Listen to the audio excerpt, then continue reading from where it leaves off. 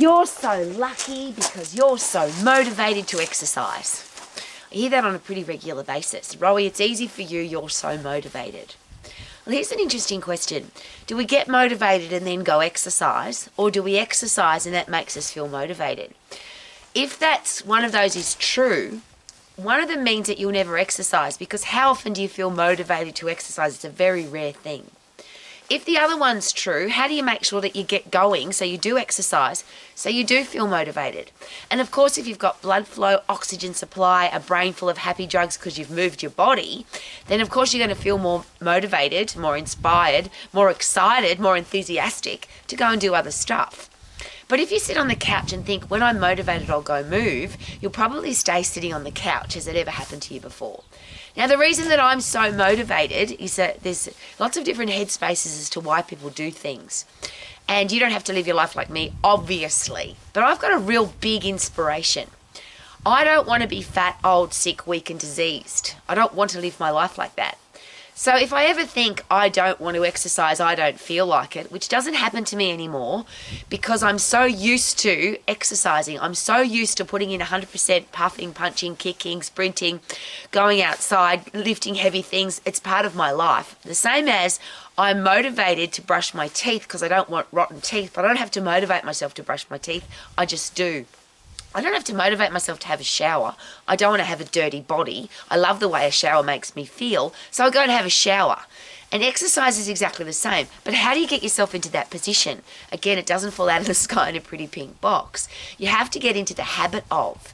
Now, you can change your habit. So if you're in the habit of sitting on the couch, watching television, eating crappy food, breathing in artificial air and exposing your body to artificial light, which makes you feel crappy, you can get into the habit of that, go into a downward spiral and feel terrible. But here I am, I'm standing outside, it's freezing cold, we've got snow on the mountain. I've just felt a little bit of an ice drop on my face, which I think means snow. We could actually get snow on the ground. And I'm sharing that with you because I'm about to go outside and move my body. Flat out, I'm going to run my dog, sprint up hills, lift heavy things, work in the garden, even though it's going to be snowing. It's easy to put warm clothes on and get going, and obviously when you get going, you get warm. I don't need to be motivated for that because I don't want to be fat, sick, old, weak and diseased. So I say that. If it's cold or raining or windy or I don't feel like it, I just say, and what if you don't go? You'll be fat, sick, old, weak and diseased. You'll end up, and I share this all the time now because this is my worst nightmare, end up in a retirement village, somebody wiping your bum, feeding you, pushing you around in a wheelchair and filled up with pills and potions and powders and pharmaceuticals to try and keep you alive with poor quality of life.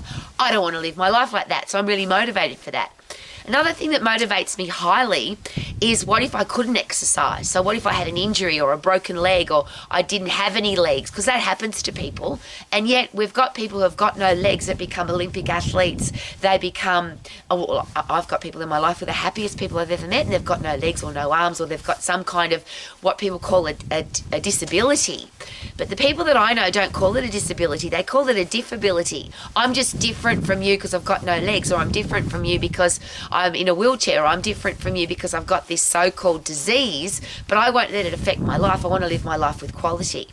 So there's a great question to ask. If you want to be fat, sick, weak, old and diseased, then keep doing the crappy things that those people do. If you want to be healthy, fit, strong, energetic, have a long life barring accident or bad luck, then you've got to do the things that people do to stay that way. And the change simply comes from do it. It doesn't come from being motivated or inspired. It just comes from doing it. So I don't think anymore about should I exercise. It's just part of my life. I don't think should I brush my teeth. It's just part of my life. Should I have a shower? No, it's just part of my life. But the only way to do that is to do it, not think about doing it. And I always add this in. It's hard to run up a hill if you're unfit. It's easy to run up a hill if you're really fit and you actually enjoy it. But the only way to start enjoying running up a hill is to run up the hill. You can't motivate yourself to run up a hill. You've just got to go do it. So the motivation then comes from the pain of not doing. If you keep doing what you're doing now, what will happen? The human body doesn't stay the same. Even if you're in great shape now, if you stop doing whatever you're doing to stay in great shape, your body will waste away. It'll rot away. If you don't use it, you lose it. I don't want to rot. I don't want to be old. I don't want to have no energy. I don't want to be fat. I don't want to be sick. I don't want to be diseased.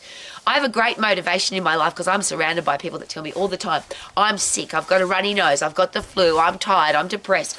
I hate hearing all that stuff because all of those things are completely preventable.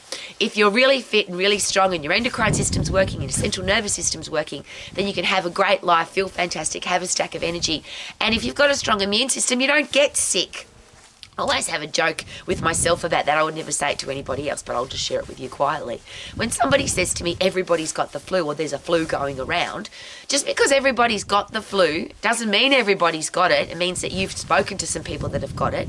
And just because there's flu going around doesn't mean you have to get it. Some people will get it because they've got a weak immune system. Some people will get it because they eat crappy food, stay inside, don't get fresh air and sunshine. They're not fit and they're not strong. But fit, strong, healthy people, even bad luck diseases, they recover from them quicker. They recover from injury quicker.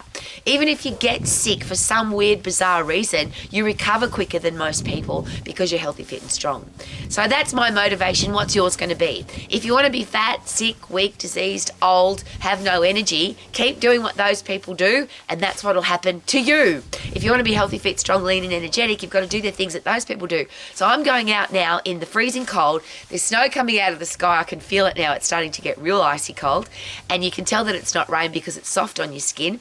And I'm going to go enjoy my day being healthy, fit, strong, lean and energetic even though it's freezing cold. What are you going to do today so that you too can live your life to the max? Super duper doo, how are you? Check out the snow on the mountain. It's awesome. Woohoo!